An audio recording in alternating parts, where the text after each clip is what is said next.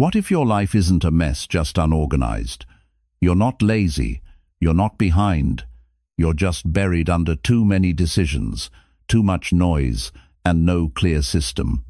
And when your days feel random, it's easy to feel lost, even when you're doing everything you can. This isn't a motivation video, it's a wake-up call. In this video, you'll learn 10 practical principles that can organize your entire life, mentally, emotionally, and physically. No fluff, no unrealistic talk. Just clear steps that actually help you take control, one decision at a time. You'll learn how to stop wasting energy, simplify your daily choices, and create the kind of structure that makes life feel less stressful and more focused. If your life feels out of rhythm right now, watch this till the end. It might just be the reset you've been needing. Let's get into it, calm, clear, and real. Chapter 1. Decide how you want life structured. I stand here talking to you as someone who has spent a lifetime watching human behavior and learning why some people feel calm and in control, while others feel rushed and scattered. The difference rarely comes from luck or talent. It comes from one quiet decision that most people never slow down enough to make. That decision is choosing how you want your life structured. Until you make that choice, your life will be shaped by other people's needs, random events, and passing emotions. That is not a personal failure. It is simply how human nature works when it is left unattended. Most people wake up each morning already behind. Their phone tells them what matters. Their job pulls them in one direction. Family pulls them in another. By the time night arrives, they feel tired, but not fulfilled. They worked all day, yet nothing feels finished.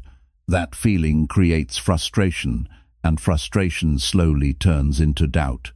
Doubt then turns into quiet anger toward life itself. This cycle repeats not because people are weak, but because they never pause to decide the structure of their days. Structure is not about control in a harsh sense. It is about relief. The human mind feels safe when it knows what comes next. When your days have shape, your mind relaxes. You breathe differently. Your shoulders drop. You stop reacting and start choosing. That shift alone can change your energy within a week. Deciding how you want life structured begins with honesty. You cannot build order on top of confusion. Sit with a notebook or a quiet mind and ask direct questions. How many hours should work take? How many hours should family take? How much time should belong only to you? Not someday, but each week. People often say they do not have time, but time is not found. It is assigned. Every life has the same 24 hours. The difference lies in how those hours are organized.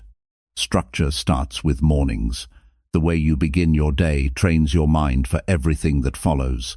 If your morning is rushed, your thoughts will rush.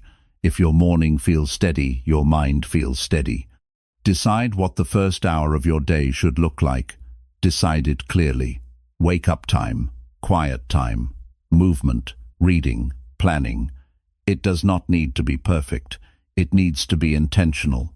When you wake up knowing exactly what that first hour is for you, stop negotiating with yourself.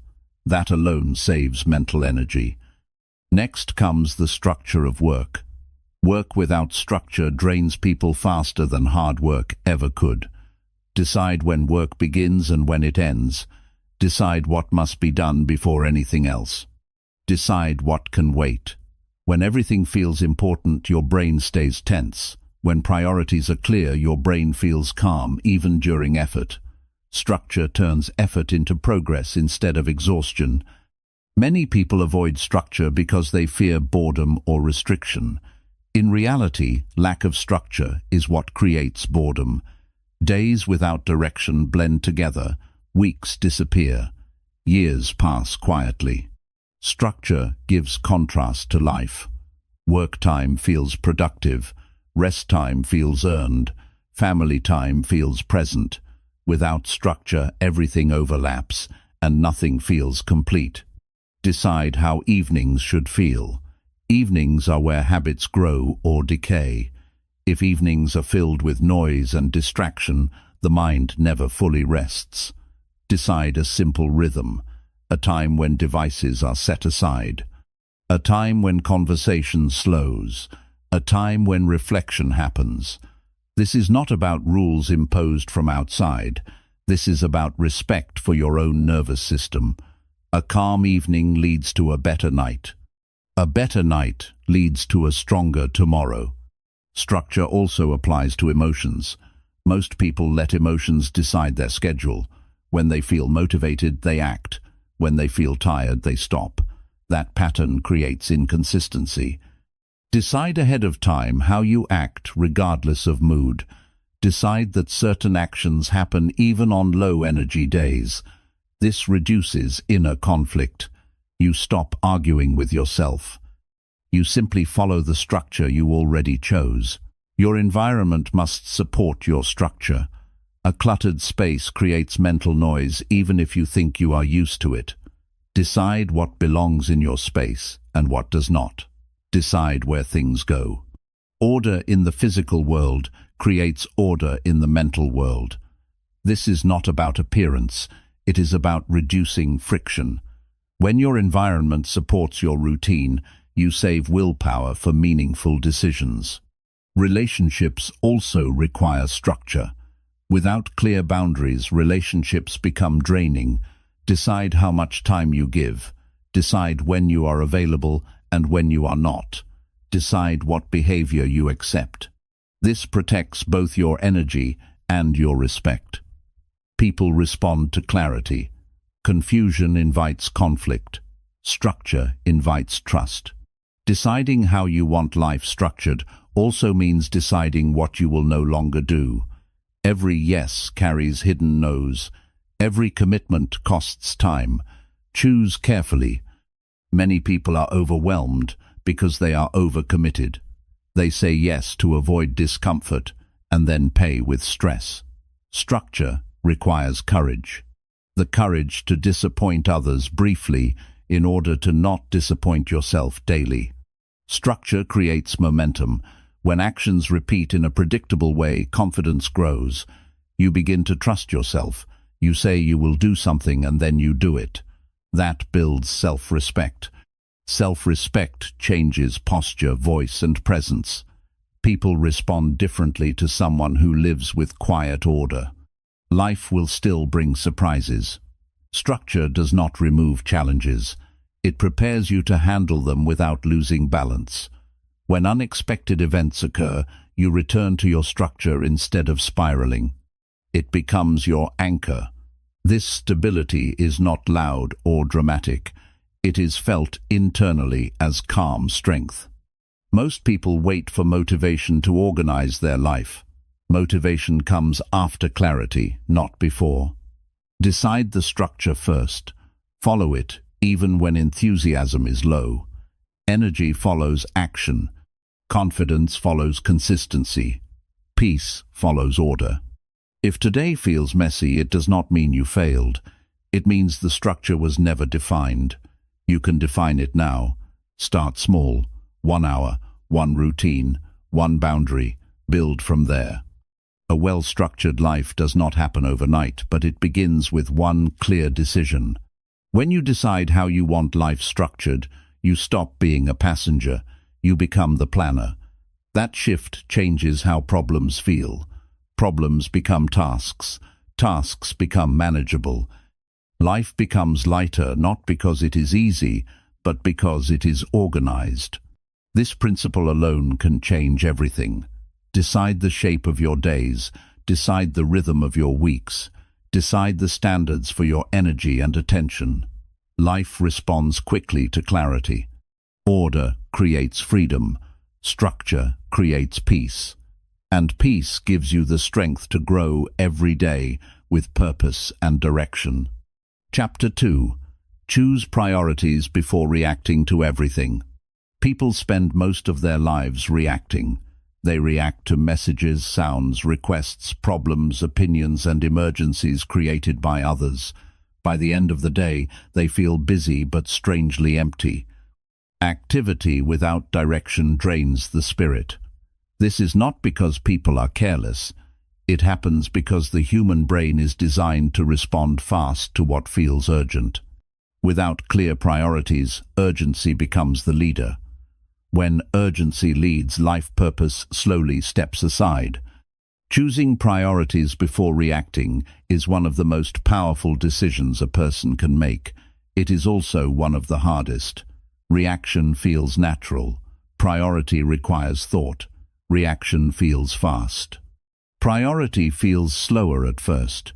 But what most people do not realize is that reacting all day costs far more energy than choosing priorities ever will.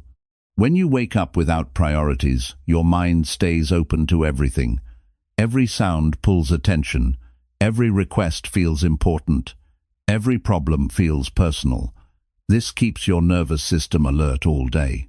That constant alertness creates fatigue, even if the work itself is not heavy.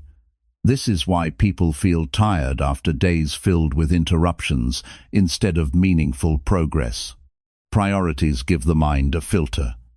They tell the brain what matters and what can wait. When priorities are clear, everything else finds its place. The mind relaxes because it knows what it should focus on. That calm focus allows deeper work, better decisions, and stronger follow-through. Most people confuse priorities with tasks. Tasks change daily. Priorities stay steady. Priorities are the areas of life that deserve your best energy. Health, learning, family, work, growth, rest, contribution. When these are clear tasks, organize themselves around them. Without priorities, tasks fight each other for attention. Reaction puts you at the mercy of other people's agendas. Priority puts you in charge of your own direction. This does not mean ignoring responsibility. It means choosing the order in which you address it. When everything is treated as equally important, nothing receives your best effort. The moment you react without thinking, you hand control to the loudest voice, nearest problem, or strongest emotion. Over time, this trains the brain to stay scattered. Focus weakens, confidence drops.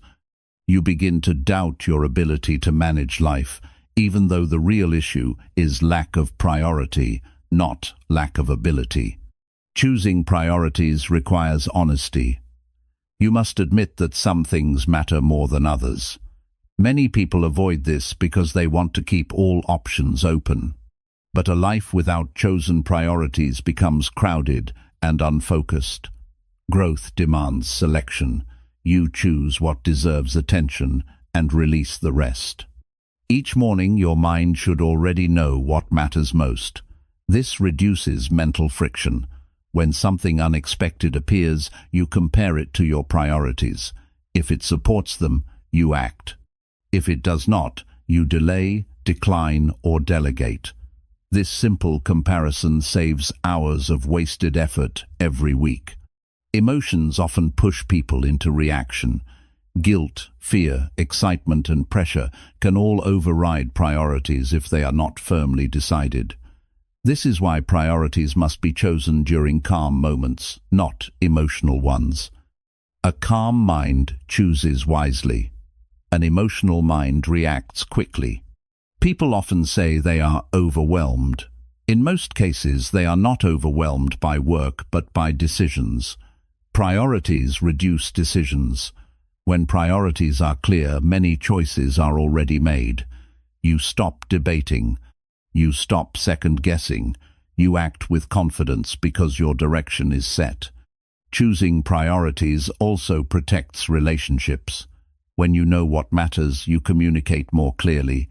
Others know when you are available and when you are focused. This reduces misunderstandings. People respect consistency even if they do not always agree with your choices. Without priorities, rest becomes guilt-filled. With priorities, rest becomes purposeful. You know when work time ends and recovery begins. This balance prevents burnout. A rested mind thinks clearly. A clear mind reinforces priorities. This creates a positive cycle. The world rewards people who react quickly. Notifications, headlines, and demands are designed to grab attention. If you do not choose priorities, the world will choose them for you. That choice rarely leads to fulfillment. It leads to exhaustion. Priorities are not rigid rules. They are guiding principles. They adapt as life changes, but they do not disappear. When circumstances shift, priorities adjust consciously, not automatically. This keeps you grounded during change. Many people fear missing out if they stop reacting. In reality, reacting causes people to miss what truly matters. Time spent reacting is time not invested. Investment builds something over time. Reaction leaves no lasting return. Choosing priorities teaches patience. You learn to pause before responding. That pause gives space for better judgment. Better judgment leads to better outcomes. Over time, others notice your steadiness. They trust your decisions because they see consistency. Life feels lighter when priorities lead. Problems still exist, but they no longer feel overwhelming. You face them one at a time in order of importance. This restores a sense of capability. You begin to feel in control again. At the end of the day, reflection feels different. Instead of asking why you were so busy, you ask whether you honored your priorities. This question brings clarity. Even if the day was imperfect, you know whether it was meaningful. Choosing priorities before reacting is a daily practice. It improves with repetition. At first it feels uncomfortable. Reaction is familiar. Priority is intentional. With time, intentional living becomes natural. Calm replaces chaos. Direction replaces confusion. This principle does not require dramatic change. It requires awareness. Awareness before response. Thought before action. Choice before habit. Each time you pause and check your priorities, you strengthen self-leadership. A well-prioritized life feels steady. You move through the day with purpose instead of urgency. You end the day with energy instead of regret. Growth becomes consistent, not accidental. When priorities lead, your actions align with your values. This alignment creates inner peace. Peace builds confidence. Confidence supports courage. Courage allows you to protect your priorities even when pressure appears. Choose what matters before the noise begins. Decide what deserves your best energy, then allow everything else to fall into place. This is how a scattered life becomes focused. This is how effort becomes progress. This is how you stop reacting and start leading your own life. Chapter 3. Set rules for daily personal decisions. Most people believe freedom comes from having endless choices. In real life, the opposite is true. Too many choices drain the mind. They create hesitation, stress, and mental fatigue. This is why people feel tired before the day even begins. They spend energy deciding instead of living. Setting rules for daily personal decisions is how you protect your energy and regain control. Every day, you make hundreds of small decisions. When to wake up, what to eat, how long to scroll, whether to exercise, whether to speak up or stay quiet. Each decision costs mental energy. By afternoon, the mind becomes weaker. This is when poor choices happen, not because of bad character, but because the brain is exhausted. Rules remove unnecessary thinking. A rule is a decision you make once so you do not have to make it again. This creates mental space. When the mind is free from constant decision-making, it becomes sharper, calmer, and more focused. Successful people do not rely on willpower. They rely on rules. Willpower changes with mood, sleep, and stress. Rules stay steady. A rule says this is how I live, regardless of how I feel today. That stability creates strength over time. Rules are not restrictions imposed by others. They are agreements you make with yourself. They reflect your values. They simplify life. When rules guide your actions daily, chaos loses its grip. Think about how much time is wasted deciding the same things again and again. Should I work out today? Should I read or watch something? Should I stay up late? These questions repeat because no rule exists. Once a rule is set, the question disappears. Rules should be simple and realistic. They are not meant to impress anyone. They are meant to support you on ordinary days. A rule that is too extreme will break. A rule that fits your real life will hold. Rules also reduce internal conflict. Many people live in constant negotiation with themselves. One part wants progress, another part wants comfort. This inner argument drains confidence. A clear rule ends the debate. You follow the rule and move on. Daily personal rules shape identity. Over time you stop asking who you want to become. Your actions already answer that question. Consistent behavior builds self-trust. Self-trust builds confidence. Confidence changes how you carry yourself in the world. Rules protect you when emotions rise. Anger, fear, excitement, and boredom often lead to decisions you later regret. A rule stands between emotion and action. It gives you a pause. That pause saves relationships, careers, and self-respect. Rules also create fairness. You treat yourself consistently. You stop giving yourself excuses on hard days and punishing yourself on good days. Consistency builds discipline without harshness. Many people think rules remove flexibility. In reality, they create freedom. When basic decisions are handled automatically, you gain freedom to focus on growth, creativity, and connection. Your best energy is no longer spent on small choices. Rules help you start when motivation is low. You do not wait to feel ready.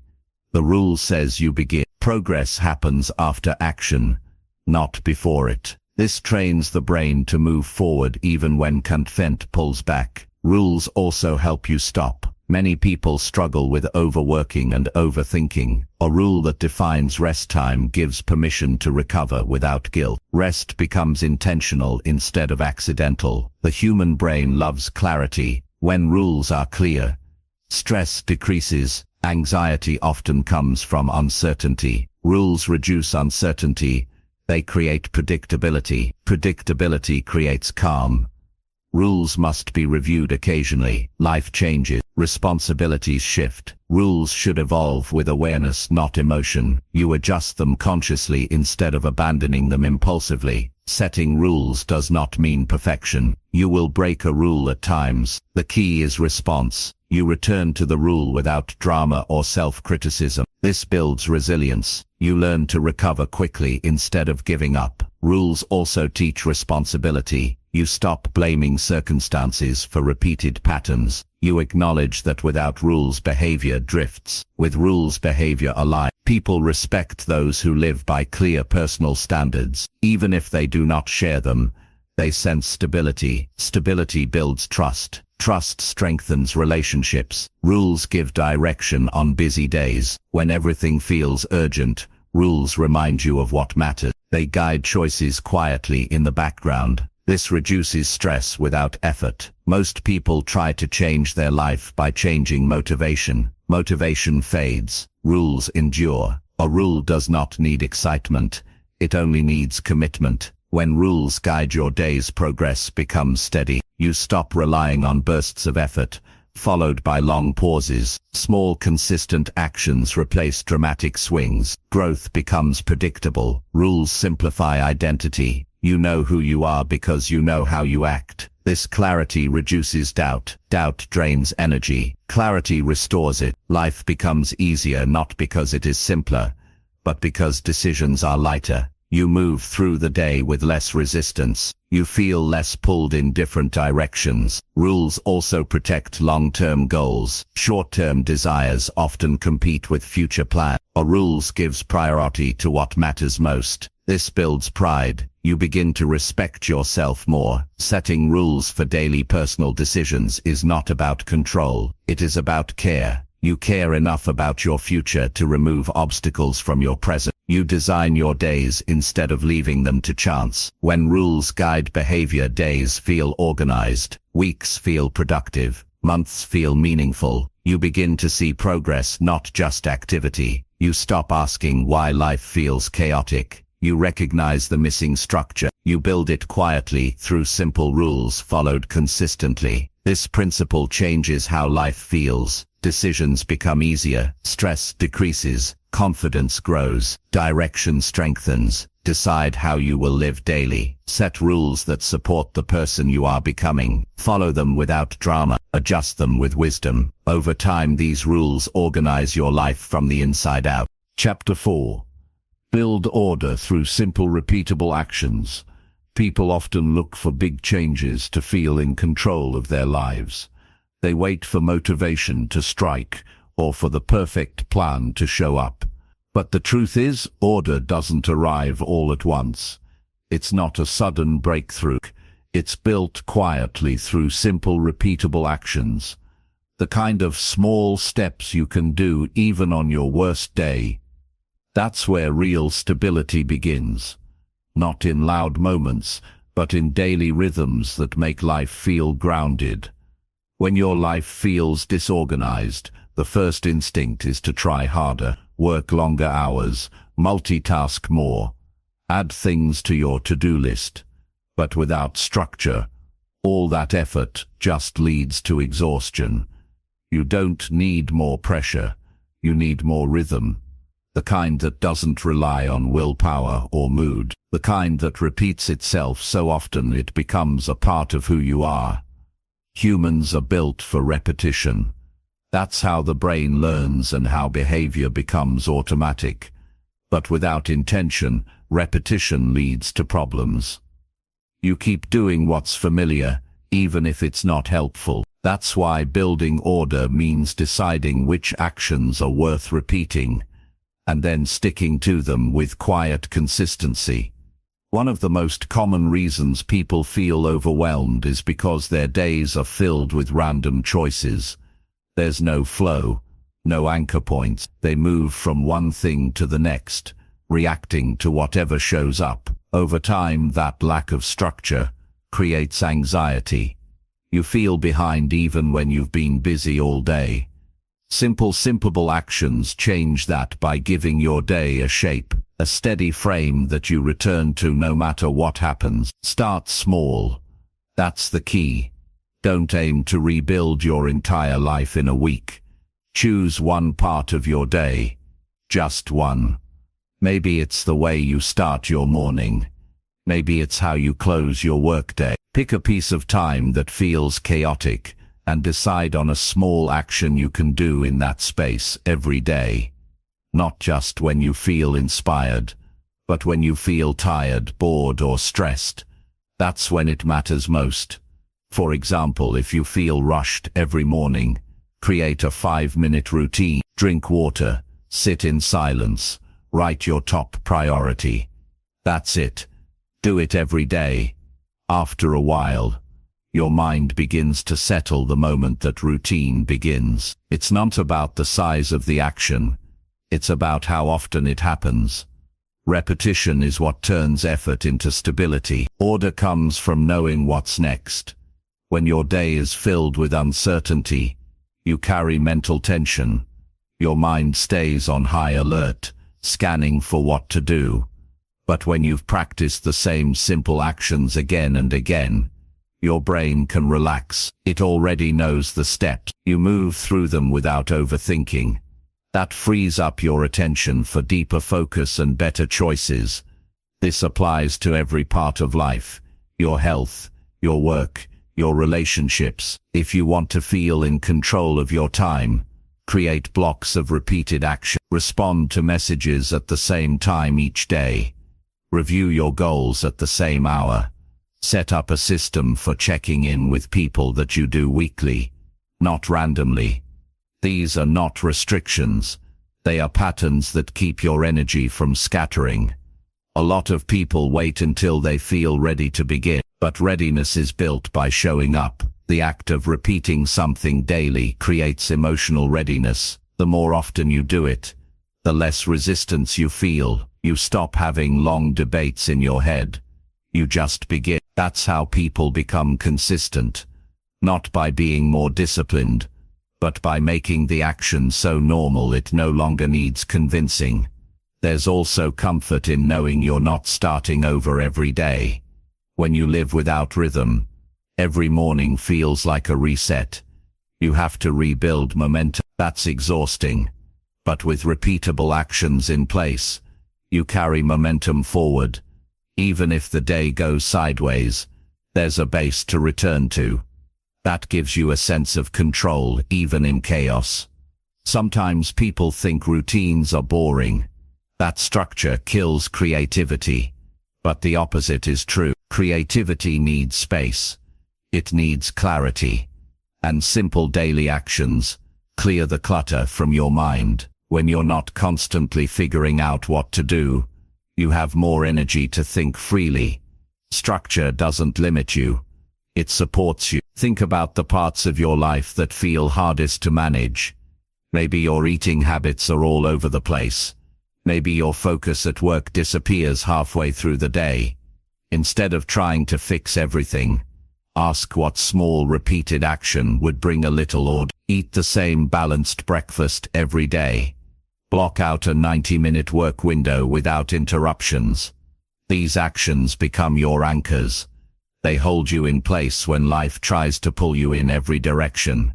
This also works for emotional habits. If you struggle with overthinking or anxiety, build in a repeatable check-in. Write down your thoughts every night before bed. Ask yourself 3 questions each evening. What went well today? What did I learn? What will I improve tomorrow? Doing this repeatedly trains your mind to process instead of spiral. The goal is not to live like a machine. The goal is to stop wasting energy on things that don't need attention. Repeating small actions frees up your mind for what actually matters. It allows you to be present with people, focused in your work, and calm when problems show up. Don't wait for the perfect time to start building these rhythms. Start during the mess. That's when they're needed most. And don't aim for variety in the beginning. Aim for reliability. Once the system is strong, you can adjust it. But first, it needs to be steady. The best kind of order is the kind that holds when life gets hard. That comes from habits that are already in place before pressure shows up. You don't need to think about them. They run quietly in the background, and they give you strength without you realizing it. Look around your life and identify where disorder drains you most. Choose one spot. Build one simple, repeatable action. Make it so small you can do it without stress. Do it every day. Then build from there. These habits will grow slowly, but they will change everything. They create a foundation you can count on. Not for a week, but for life. That's how real order begins. Quiet, simple, repeated, and completely life-changing. Chapter 5. Control inputs that shape your behavior. What you feed your mind and body shapes how you think, how you feel, and how you behave. Most people don't realize how much of their behavior is influenced by what they allow in, what they watch, who they listen to, what they scroll through, and even what environments they spend time in. The inputs that surround you day after day slowly shape the person you become, whether you notice it or not. You cannot live a focused, productive, meaningful life if your inputs are constantly noisy, negative, and draining. We live in a world full of constant signals trying to grab our attention: notifications, headlines, music, opinions, arguments, suggestions, all competing for a piece of your mind. If you do not take control of what enters your mind, you'll find yourself becoming a version of yourself you didn't choose. And the worst part is, it won't happen overnight. It happens slowly, bit by bit. One small distraction at a time. one negative voice at a time, one emotional scroll through something meaningless. Before long, you're acting out patterns that don't match your values or goals. You have to become intentional about your inputs. The brain is not neutral. It absorbs what it hears. It adapts to what it sees. If your feed is full of conflict, your mind will expect it. If your environment is loud and disorganized, your thinking will be too. If your conversations are shallow and full of complaints, you'll begin to lower your expectations for life. That's how behavior shifts. Not through single moments, but through repeated exposure to what you allow. Controlling inputs doesn't mean avoiding reality. It means deciding what gets space in your attention. It means recognizing that what you consume is just as important as what you produce. You can't expect to stay sharp and driven if you're constantly surrounded by low-quality noise.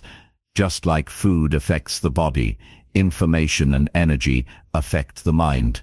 Look around and ask yourself honestly, what are you letting in every single day? Who are the voices you listen to the most? Are they building you up or breaking you down? What kind of content are you scrolling through when you're tired or bored? Is it helping you grow or making you feel empty afterward? You can't expect clarity and confidence if your mental environment is chaotic. Start by creating a filter. That filter is made of your values and goals. If something doesn't line up with what you want to become, it shouldn't have consistent access to your attention. That includes people, conversations, videos, podcasts, articles, environments, and even your own thoughts. If you want to stay focused, you need to build a life that supports focus, not distracts from it. For example, if your goal is to build a calm, focused mindset, but you start every morning reading heated news or jumping into social media comments, you're already working against yourself. Your input has already created tension before the day even begins. You can fix that by designing your mornings around clarity. No phone for the first 30 minutes, no checking messages, no outside opinions, just space for your own thoughts to settle. The same goes for who you spend time around. You don't need to cut people off, but you do need to manage access. If someone constantly complains, gossips, or drains your energy, you owe it to yourself to protect your environment. Time is energy. You don't get it back. Be selective with it. Your behavior is deeply influenced by repetition. If you hear something often enough, even if it's not true, it starts to sound normal. If you're constantly listening to negativity or fear-based thinking, your decisions will start to reflect that. That's why it's important to choose voices that encourage discipline, learning, growth, and peace. You don't need more noise, you need more clarity. Think of your inputs like a playlist.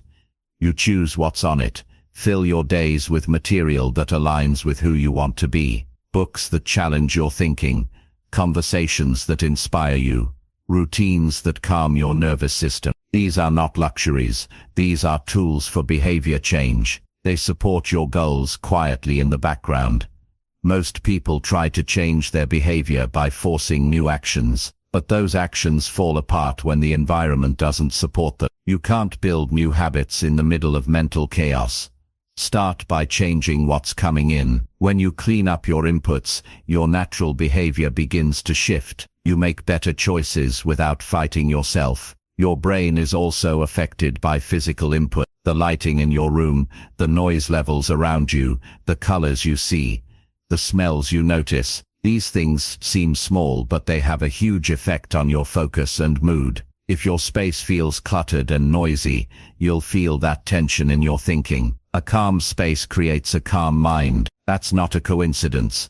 It's a direct reflection of the input your senses are receiving. Don't underestimate the power of silence. In a world addicted to stimulation, silence becomes one of the most powerful inputs you can choose. Silence helps you think. It gives your mind space to process instead of react. If you want to change your behavior, start by giving your brain some time away from constant input. A short walk with no music, a quiet evening with no screen. These moments add up and create mental strength. Also be aware of the thoughts you repeat internally. Self-talk is an input too. If you're constantly telling yourself you're not good enough or that nothing will work out, those words shape your behavior. You'll hesitate more, you'll avoid risk, you'll play small. But if you speak to yourself with honesty and encouragement, your actions become stronger. Don't just watch what you let in from the outside. Watch what you're feeding yourself inside too. Changing your inputs doesn't require perfection. It requires awareness. You won't always get it right, but the more intentional you become, the more your behavior will align with your goals. You'll spend less time recovering from bad moods and more time creating the life you actually want. Make small changes. Stop checking your phone first thing in the morning. Unfollow accounts that make you feel worse. Spend 10 minutes a day listening to something that sharpens your mind. Protect your space from noise when you're working. These aren't major sacrifices, they're small adjustments that lead to massive change over time. Remember, you become what you're around the most. That includes people, content, conversations, environments, and even your own attention. If you want to grow, you have to protect your mind like it matters, because it does. You can't afford to treat your attention like it's unlimited. You only get so much each day. Spend it on inputs that move you forward. The world won't stop trying to influence you, but you have the power to decide what you allow in. That choice becomes your direction. That direction becomes your behavior, and your behavior is what shapes your life. Protect your inputs and you protect your future. It's not always easy, but it's always worth it. Chapter 6. Create clear boundaries for time and energy. Every person has a limited amount of time and energy each day. No one gets extra hours, and no one has unlimited energy. What separates people who feel focused, steady, and calm from those who feel drained and overwhelmed isn't more talent or luck, it's clear boundaries. Boundaries are how you protect what matters. They are the invisible lines that help you decide how your time and energy are spent, and just as important, how they are not spent. When you don't have boundaries, everything starts to feel urgent. Every message looks important. Every request feels like an obligation. Every small task takes more space than it should. Over time, you lose track of your own direction. You begin to live in response mode, constantly reacting to other people's needs, schedules, and expectations. That wears a person down, not just physically, but mentally and emotionally too. Creating clear boundaries isn't about being harsh, it's about being honest. It's about understanding that you can't do everything, be everywhere, or please everyone. It's about recognizing that your time and energy are valuable, and once they're spent, they're gone. If you're constantly giving them away without purpose, there won't be much left for the things that matter most to you.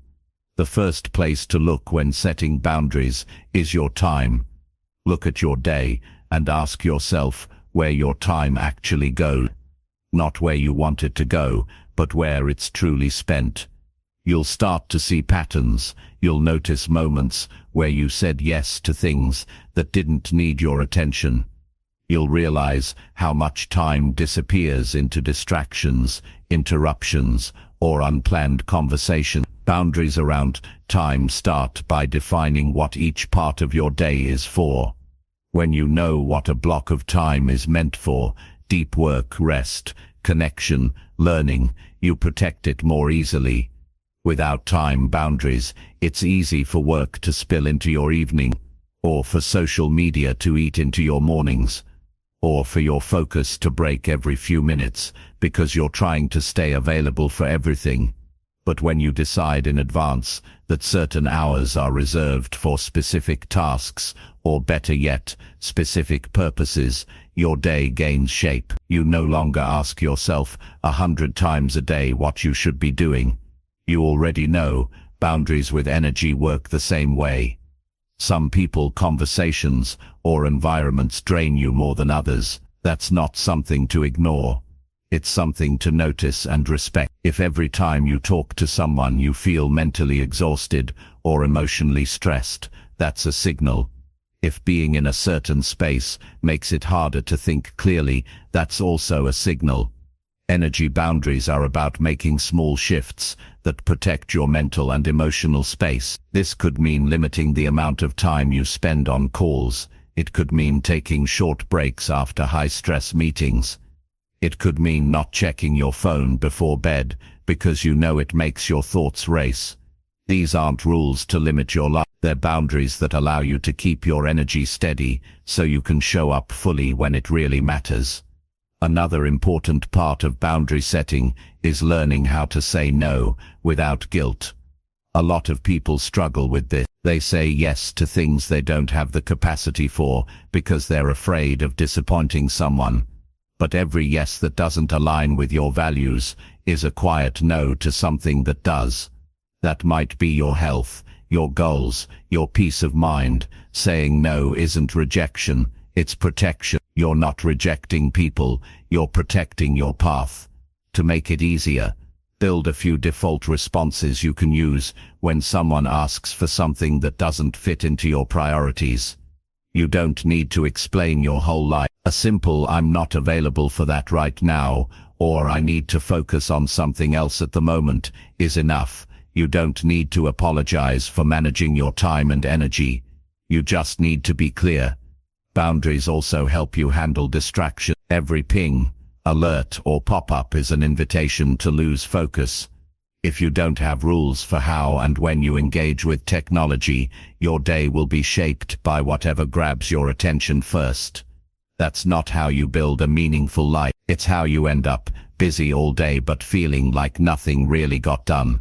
Start small, turn off non-essential notifications, set specific times to check messages, create focus windows where nothing gets your attention unless it's an emergency. These aren't extreme changes, they're simple decisions that protect your attention. When your attention is protected, your energy stays more stable and your work becomes deeper.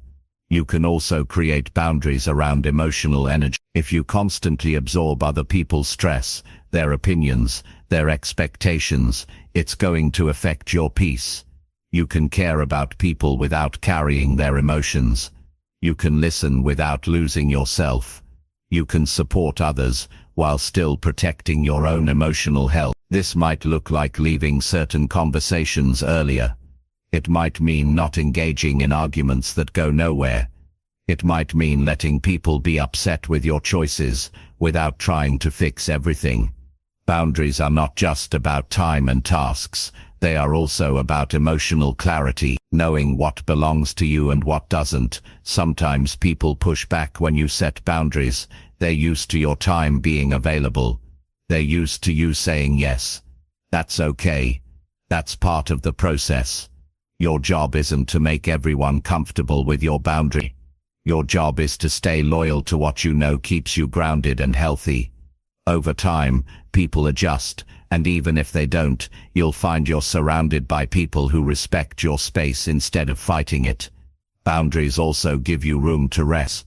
Without clear lines, rest becomes guilt-filled. You sit down to relax, but your mind keeps racing through everything you should be doing.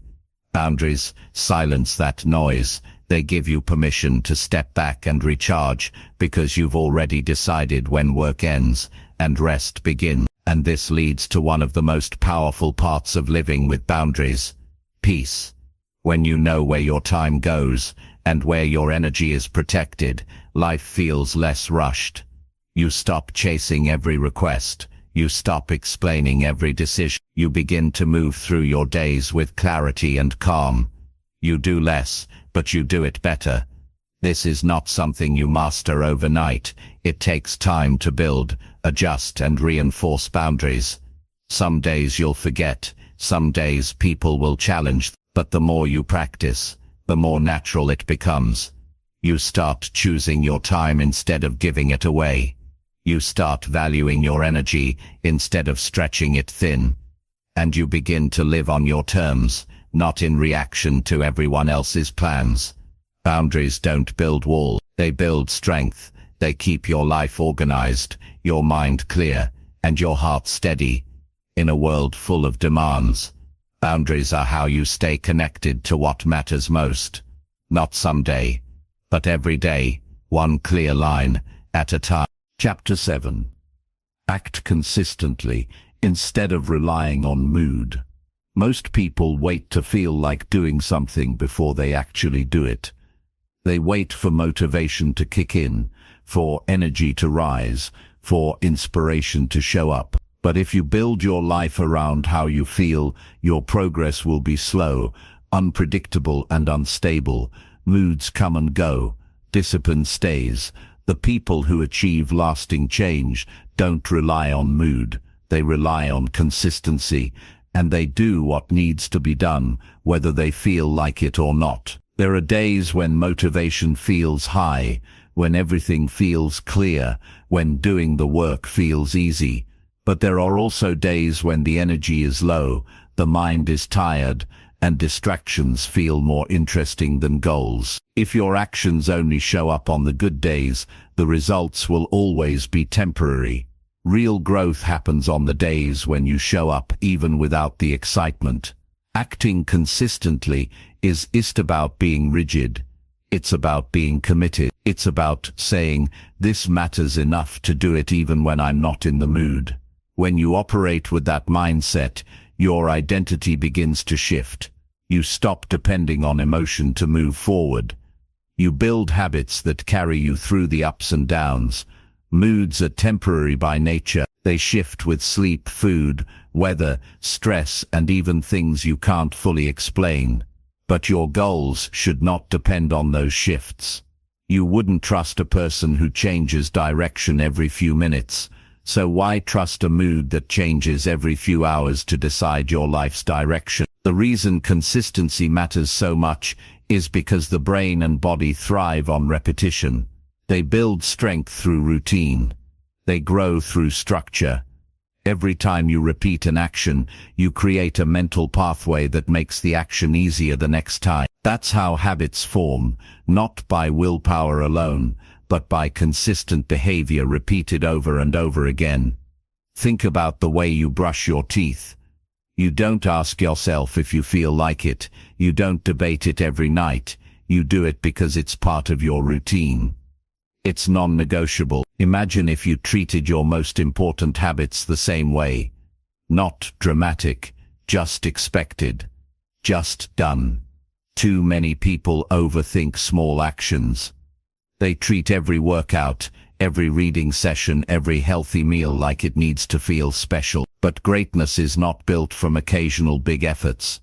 It's built from daily small ones. Done steadily. Done quietly. Done even when there's no reward in sight. It's not about perfection. It's about pattern. You will miss a day. You will feel off. That's part of being human. But the key is not to let that break your consistency. Missing one day means nothing. Letting it turn into a week is what breaks the momentum. People don't fail because they fall. They fail because they don't return. Consistency is how you prove to yourself that you're serious. When you keep showing up, your brain starts to trust you. You stop needing to hype yourself up because your identity is now tied to action, not emotion. You become the kind of person who follows through not once but daily. There's also power in routine because it lowers the mental cost of decision-making. You don't need to convince yourself every time. You don't need to convince yourself every time. You don't need to bargain with your mind. The more decisions you automate through consistent action, the more energy you save for the things that really require thought. You also become more resilient. Life will interrupt your plans. Emergencies will happen. Disappointments will show up. But if you're used to acting regardless of mood, you'll be better equipped to stay grounded. You won't unravel when things feel hard. You'll adjust. You'll continue. You'll stay on course. Consistency isn't always visible to others. Most people only see results, but results come long after the work begins. The early days of consistency feel slow, boring even. You might not see much change, but that doesn't mean it's not working. Just like water doesn't boil until it reaches a certain temperature, your results won't show until consistency builds up enough momentum to break through. And that's why trusting the process matters. You have to trust that showing up daily, even when it feels like nothing is happening, is what creates something worth having. Everyone wants progress. Few want the patience to repeat the same action long enough to get it. To act consistently, you need systems, not inspiration. Systems are small setups that make action automatic.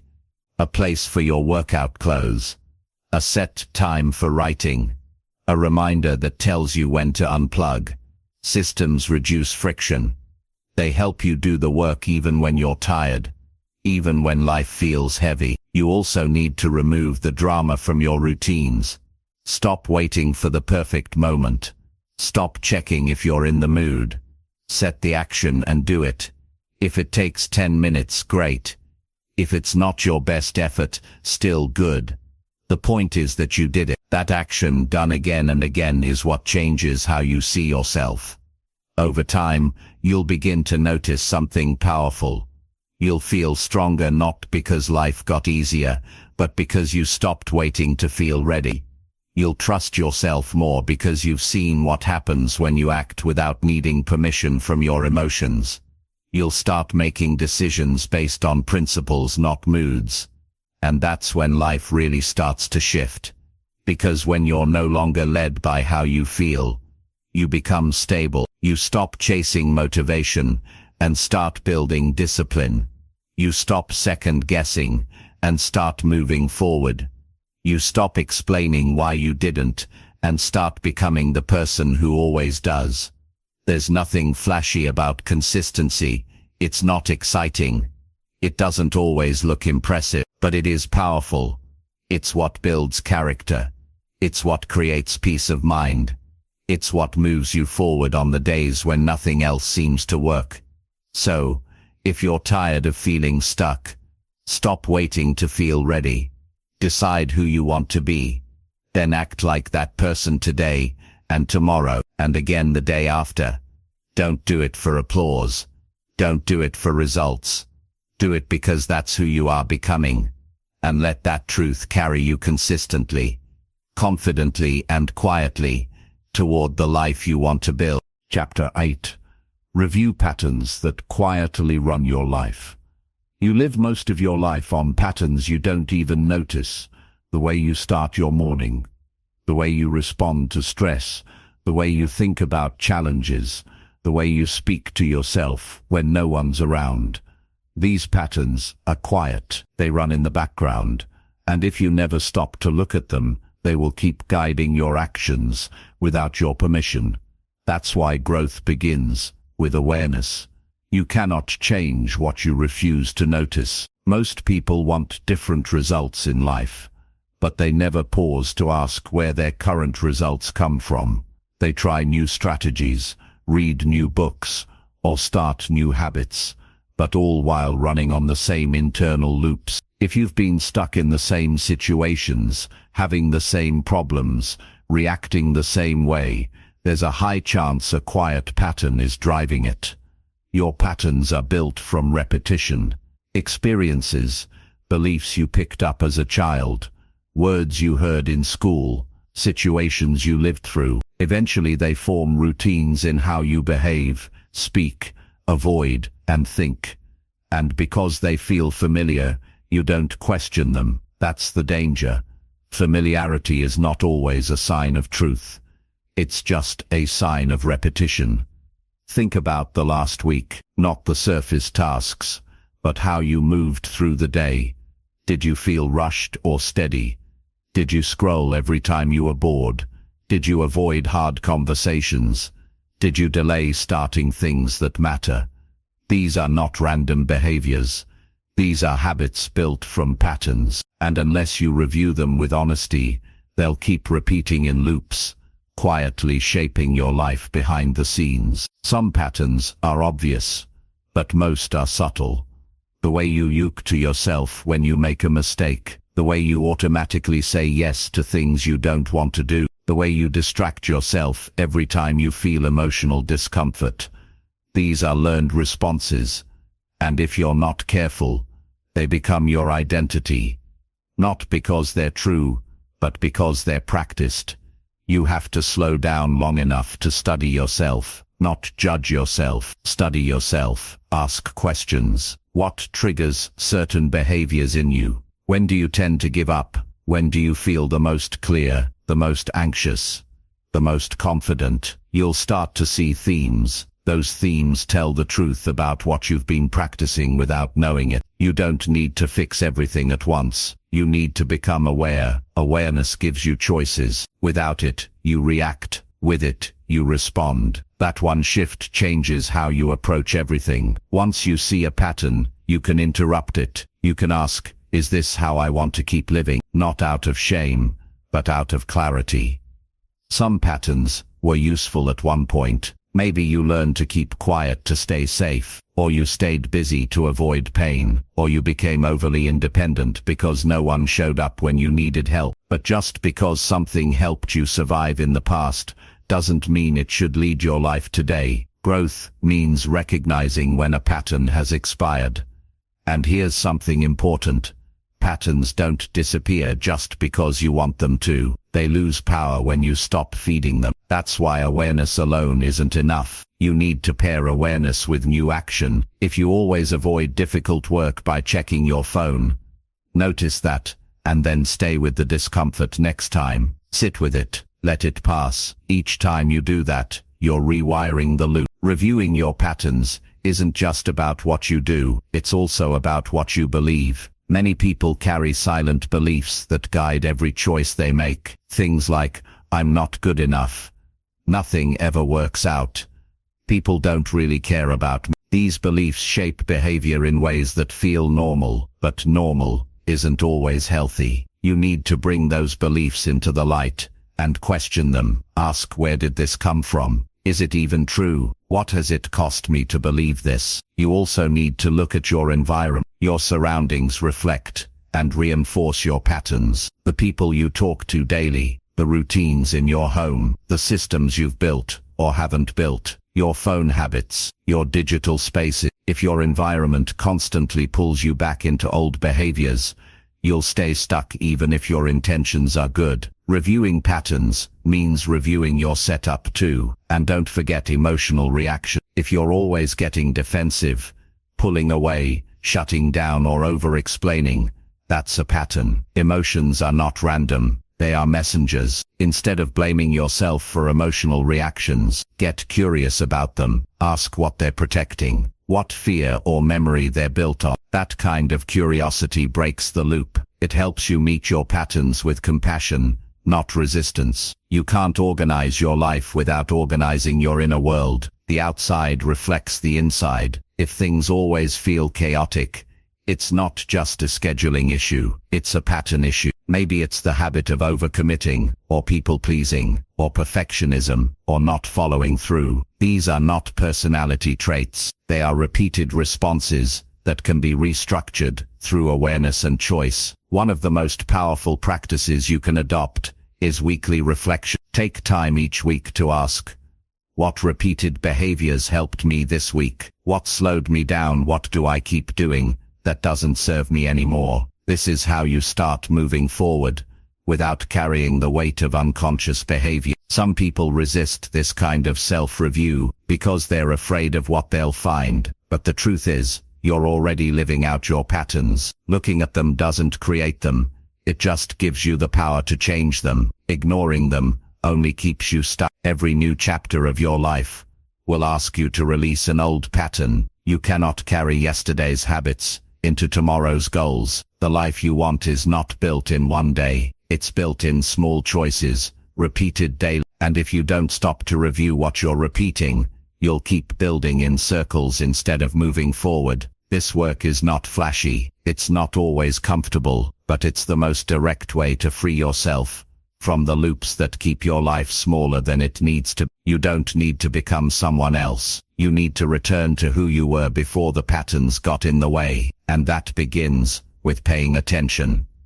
So take the time to pause, not to fix everything, but to observe. Notice what you do on autopilot. Notice what you reach for when you're stressed. Notice what thoughts play on repeat. Notice who you become when no one's watching. That's where real change begins, not with force, but with clarity, quiet clarity. That tells you exactly what needs to stop, what needs to stay, and what needs to start, if you're ready to live with intention instead of unconscious repetition. Chapter 9. Remove habits that create mental chaos. There are certain habits that seem small on the surface, but carry a heavy cost, not in money or time, but in mental clarity. These habits are often overlooked because they're common. Everyone's doing them, so they must be fine, right? But when your mind feels scattered, your focus is weak, your decisions are slow, and your motivation disappears, these are not signs of laziness. They are signs of mental chaos, and the cause is often hidden in the small actions you repeat every day without even thinking about them. Mental chaos doesn't show up all at once. It builds slowly. You start forgetting things, your thoughts feel loud, and everything seems more overwhelming than it should be. But none of this happens randomly. It happens because your brain is carrying too much noise that's often created by your own repeated habits. If you want to feel calmer, clearer, and more in control, you need to start by identifying and removing the habits that keep your mind in a constant state of stress. The first kind of habit that creates chaos is digital overload. Constant checking, endless scrolling, and jumping between apps every few minutes trains your brain to never fully settle. You open your phone to check one thing, then suddenly you're 15 minutes into content that didn't serve you, didn't teach you, and didn't bring you peace. These habits split your attention into tiny pieces, and when your attention is fragmented, your thoughts are too. Your brain loses the ability to focus deeply because it's being trained to expect constant switching. Another habit that creates mental mess is saying yes too often. Every time you agree to something you don't really have time or energy for, you add invisible weight to your day. You may not feel it instantly, but your mind remembers. It keeps a running list of things you committed to, even the small ones. That list fills your mental space with worry, guilt, or unfinished tasks. One yes after another, and suddenly your schedule feels like it belongs to everyone else but you. Then there's the habit of never closing loops. You start things, get distracted, leave them half done, and jump to the next. This doesn't just create clutter in your space, it creates clutter in your head. Open tasks act like silent tabs running in the background of your mind. Even if you forget them, your brain hasn't. It keeps trying to remind you. That mental tension builds up, draining your ability to stay focused on what you're doing right now. The more unfinished tasks you carry, the more chaotic your thoughts feel. Multitasking is another quiet source of mental confusion. Trying to do multiple things at once might feel productive, but it splits your awareness. You end up doing everything slower, making more mistakes, and feeling more drained. Your brain isn't built to jump constantly between tasks. When you give it full focus, even for a short time, it rewards you with clarity, but when you constantly switch, it punishes you with anxiety and forgetfulness. You also need to look at the habit of overconsumption, not just of media, but of opinions, updates, and other people's ideas. When your brain is full of input but starved of space to think, you lose your own voice. You start doubting your decisions. You feel overwhelmed by choices, not because they're hard, but because you've let in too much noise to think clearly. Consumption without intention is one of the fastest ways to lose peace of mind. Another habit that leads to chaos is procrastination. Every time you delay something you know needs to be done, you trade short-term comfort for long-term stress.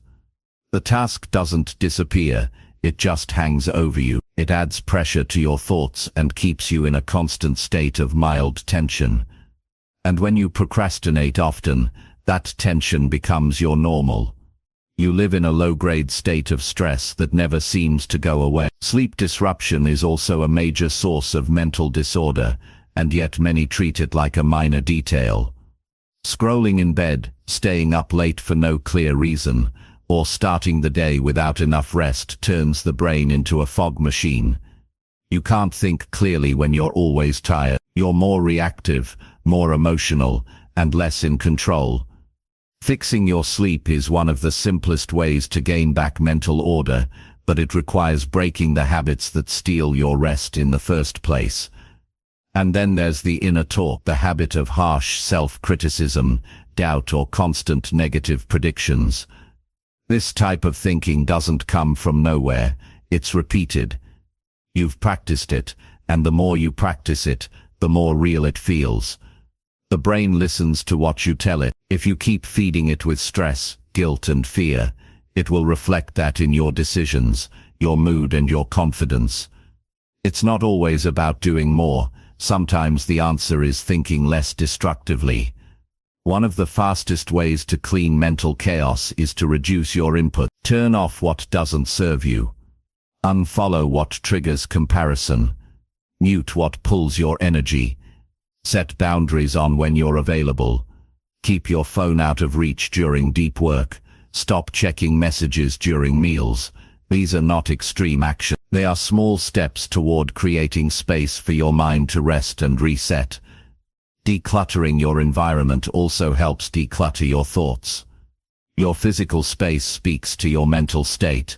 If everything around you feels scattered, it's harder to feel organized internally. Start by cleaning one small area, your desk, your inbox, your bag. Each space you clean gives your brain fewer things to track, fewer reminders of what's incomplete, and more breathing room. You don't need to be perfect to feel mentally strong, but you do need to be intentional. That means looking at your daily actions with honesty. Ask yourself what's creating stress that doesn't need to be there.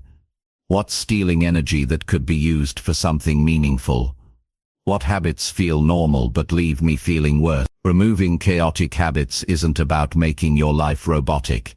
It's about creating mental space so you can think clearly, act with confidence, and feel steady in your direction. It's about giving yourself room to grow without being pulled in 100 directions by noise and distraction. It's about living on purpose, not just going through the motions. It all starts with awareness. You can't fix what you won't face, so take a moment, slow down, and look at your day. Track the actions that leave your mind feeling scattered. Don't judge yourself, just observe. Then one by one begin removing or replacing them. Not overnight, just step by step. With every habit you change, your mind becomes clearer, your decisions sharper, your energy more focused. Mental peace is not a gift you wait for, it's a result you create, and it begins with the courage to stop doing what's comfortable but chaotic, and start doing what's simple, clean, and clear. That's how you create a mind you can count on, every single day. Chapter 10.